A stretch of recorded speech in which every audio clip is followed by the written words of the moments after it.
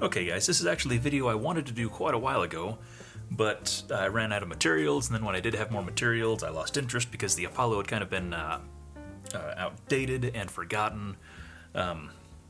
So the other day I happened to come across a box that had a handful of these pump action Apollo kits that I built, quite a while ago, before pump action kits were a thing. So since I happen to have a couple of Apollos that still needed to put on, I installed this one the other day to make sure I had everything figured out and knew what was going on. So today we're going to put it on this one. But essentially what you have is a 1.5 inch ABS pipe for the barrel, which happens to be a almost perfect fit, and then a 2 inch ABS pipe for the pump grip, because the 2 inch material fits over the 1.5 inch material with just a little bit of wiggle room, but it's still very free sliding.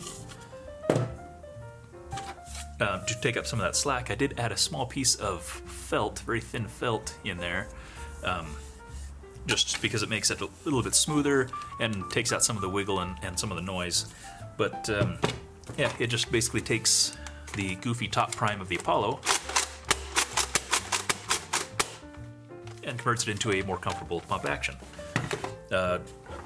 Earlier iterations of this build, I did use a section of the 2 inch, cut at a bit of an angle, and then kind of glued to the bottom like that. As seen in this piece here. This was a rougher version. Other quicker ones, I built like over more than a dozen of these and gave them away to friends and the people at the arena and stuff like that. Other ones I took just another ring of the 2 inch, cut it and heated it up. I did have to use a heat gun on a lot of this to flatten the material and manipulate the material, but I also had just glued this piece like that on there just so you have something to kind of hang on to a little bit. This isn't going to be an actual mod guide so much as just kind of an overview of things, because there is a lot of freedom in building this.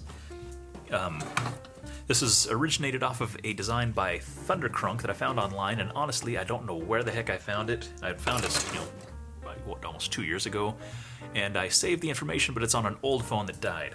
So if you're feeling brave and want to do a bit of Googling, it was Thundercrunk, and I want to think it was Reddit, but I'm honestly not sure. I've changed slightly, I think, some of the design or whatever, but we'll discuss that a little bit more thoroughly as we go through the installation. So we'll take this one that's already done, put it over here, and we'll take this guy here. This is just a, let's get a measurement on this real quick. This is like apparently 10.5 inches. You could shorten it up a little bit more to reduce any kind of effect of the barrel. Also, you can change the length of the grip itself. I just want to have a lot of meat on there to hang on to. So it depends on what you're doing, of course, but this will at least give you kind of a ballpark idea. So let's get the Apollo open first. Okay, first off we need to eliminate the barrel piece and the top rail there. Do you have to get rid of the rail? I don't think yeah, you do. Forget that. You're going to take this piece here, and there's several pieces of more of the tubing that's just been cut into different pieces for my purposes. Like I said, I had to use a heat gun, especially to flatten the material for the top link, also for the spacers here, and just to shape things a little bit for here. If you don't have a heat gun, then I suppose I'm not sure what you'd do. I think you put the stuff in the oven for a little bit on a low temperature, but then you're going to be stinking up the house. But here, see, you take, and this 1.5 inch material is almost perfect fit, that it just drops in, and it's barely a friction fit. You do have to kind of squeeze it together a little bit when you put the shells back together, but it's not a huge deal. One thing I did, I had just the piece originally just slipped in and it was just friction fit held in place with the just the shells holding it together. But after you've been working it for a while, because there is at least personally and with other people that were using it, in the course of working the action, it would move the barrel up and down and wiggle it just a little bit to the point that the barrel would walk out, and then your barrel would fall out and your whole thing would fall apart, and then you get tagged out. So I built these little stops. Let's put some zoom on this. Oh, nice. Okay, a little bit more zoom would be nice, but that's all we got. Okay. I added these stops. And what they do is basically just keep the barrel from coming out. But I did have to cope around the screw ports here, the screw bosses, and that worked pretty good. But the thing is, there again, you're moving that action, especially rather intensely. You're putting a lot of load on this the front part of the shell, and what I was having happen is it would blow out, especially because I tended to pull up on the barrel apparently, and so it would force the bottom of the shell out and would basically just blow out the front, and I had that happen to mine, my dad's, a couple at the arena and stuff like that. So that is a common occurrence. This one I was able to throw some DevCon in and put it back together, but in order to prevent that from happening, I added these bigger blocks behind so that all the wiggling and stuff like that, because you have this pushed in against this bit of a bulkhead right through here, which just keeps it secure going back. But in order to keep it secure going forward, instead of relying on just the actual front of the shell, you built these little blocks here out of just a single layer, and on the top 2 layers on the bottom of just more of this material, and that puts all the load on the screw bosses themselves. Especially once you lock it together, it makes it a lot more secure, and I haven't had any breakage using this design. I believe on Thundercrunks originally, he glued the tube to one half of the shell, which would probably take care of that, but I wanted this to be removable, especially back when before they started adding the metal gears to the Apollos. These things were blowing out a lot, especially when you really thrash them pretty hard. So that's all we got to do up front for now. While we get this open, we're going to go ahead and open the back, and we're going to take out some of the goofy locks and stuff, just because it's a good thing to do. And we'll take out this guy, and this guy.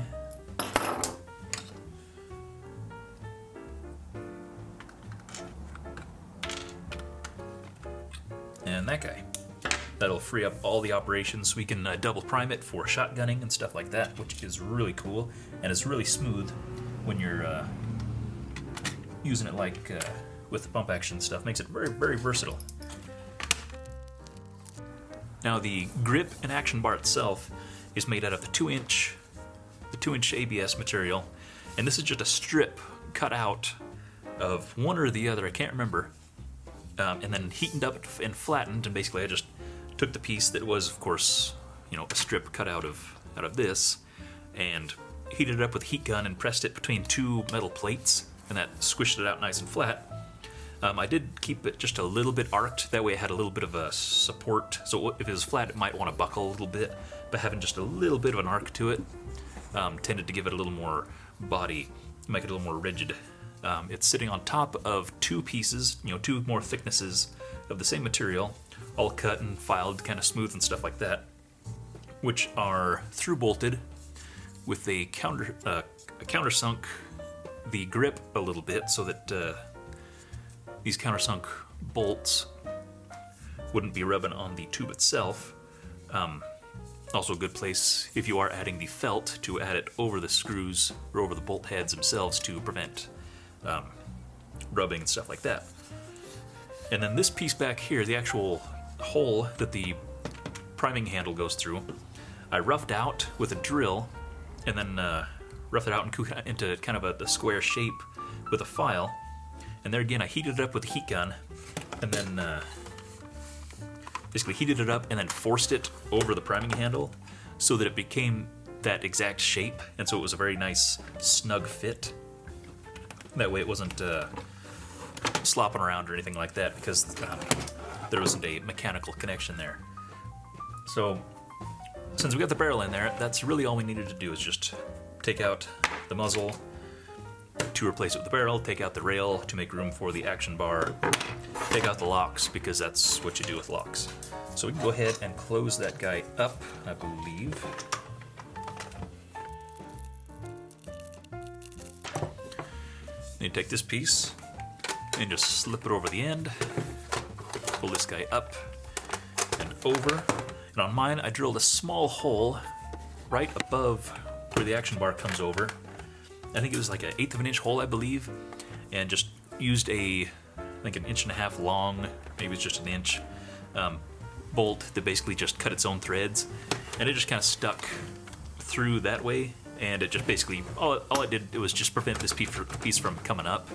However, in use, I didn't really need that as much, especially because for whatever reason, the action bars tended to arc a little bit, and so it was constantly pushing down.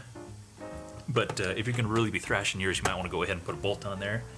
Later issues, I played with some of this 3/4 inch aluminum channel, which happens to fit around the priming handle just beautifully, and then a couple bolts secured it because these nuts fit exactly into the pocket on the priming handle.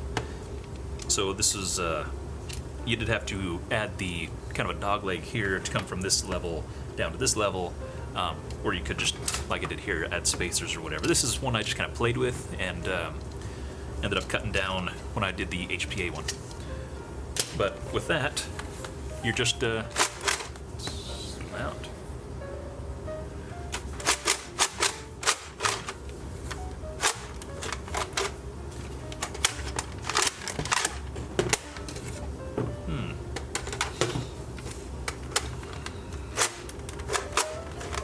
Ha! What do you know about that?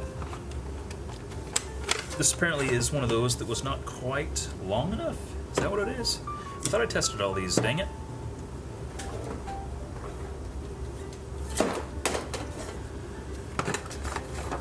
That's one thing you do have to make sure when you're cutting your action bar that you have enough room for the pump grip to come all the way back without crashing into the front of the blaster before it primes, which is what's happening here. So let's try this other one real quick. Dang it.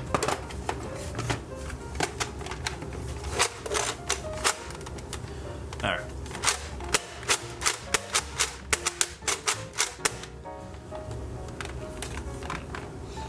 But that's basically how the kit itself works. Like I said, the actual effective measurements kind of depends on what you want. Just basically the big thing is just making sure you have enough barrel, that your grip has enough travel that matches the amount of travel on the priming handle itself.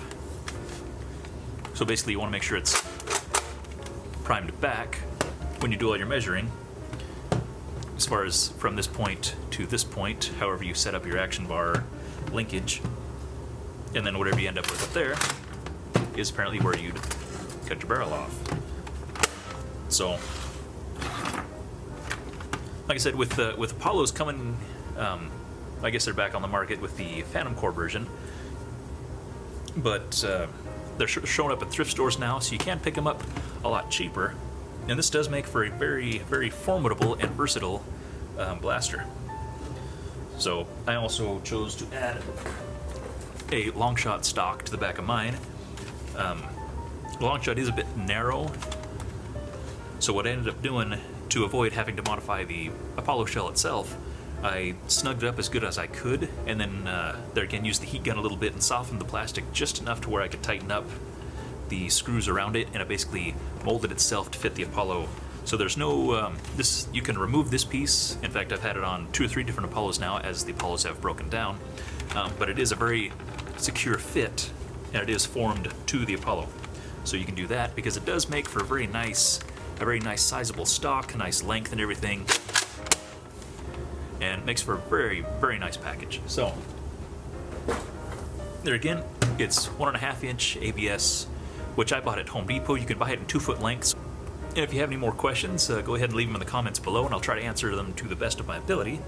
And until next time, wishing blue skies and green lights to you and yours, and may all your troubles be teeny weeny ones.